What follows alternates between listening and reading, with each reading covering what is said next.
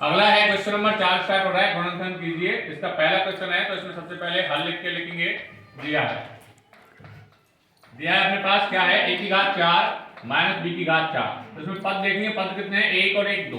जब दो पद हैं तो हम ये देखेंगे दो पदों में यदि कुछ कॉमन आ रहा है, कुछ कॉमन नहीं आ रहा है, फिर हम देखेंगे क्या दूसरे वाले पद में इन दोनों पदों के बीच में माइनस सूत्र है, माइनस वाला है, बिल्कुल माइनस चिन्ह है। तो हम फॉर्मूला लगा देंगे a square minus b square. अब a square minus b square लगाने के लिए हमें क्या करना पड़ेगा, इनको स्क्वायर के रूप में, पहली संख्या को भी स्क्वायर के रूप में लिखना पड़ेगा, होल स्क्वायर के रूप में, दूसरी वाली को भी होल स्क्वायर के रूप में लिखना पड़ेगा। और स्क्वायर के रूप में लिखने के लिए हमें इनका वर्गमूल करना पड़ेगा। तो a स्क्वायर का जैसे हम वर्गमूल करेंगे तो a की घात 2, और अब इसका b स्क्वायर b की घात 4 का भी वर्गमूल करेंगे तो b की घात 2।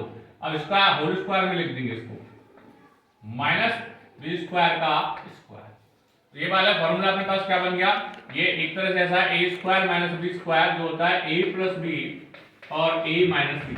अब ध्यान से देखें, यहाँ a की जगह है a स्क्वायर और b की जगह है b स्क्वायर। तो ये वाला जो फॉर्मूला है, ये वाला जो अपना है a स्क्वायर का स्क्वायर b स्क्वायर का स्क्वायर, ये बराबर हो जाएगा a प्लस b, यानी a square plus b square और a minus b a square minus b square. यहाँ तक आप सॉल्व करोगे तो भी सही है। यदि आप ध्यान से देखो a square minus b square ये भी एक सूत्र है, ये तो कोई सूत्र होता ही नहीं है प्लस वाला, तो इसको तो ऐसे लिख दो।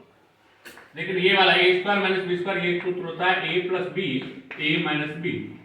ये अपना कंप्लीट आंसर हो जाएगा। इसके बाद इसका सेकंड क्वेश्चन देखेंगे तो इसको हल दिया है,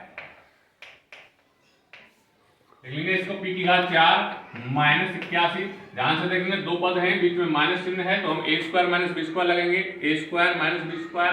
इसके लगाने के लिए हमें वर्गमूल करना पड़ेगा। तो p की घात 4 का वर्गमूल आएगा p की घात 2, और उसका लगा देंगे स्क्वायर, क्योंकि p स्क्वायर का स्क्वायर करोगे तो p की घात 4, इसका वर्गमूल करोगे 81 का तो 9 आता है, इसका स्क्वायर कर दो।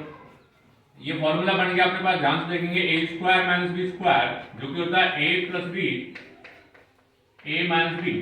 अब देखिए आप a की जगह कितना है p स्क्वायर और b की जगह कितना है 9, तो ये वाला जो फॉर्मूला है p स्क्वायर का स्क्वायर माइनस 9 स्क्वायर, ये हो जाएगा a प्लस b, a की जगह भैया p स्क्वायर प्लस b यानी 9 और p स्क्वायर माइनस 9।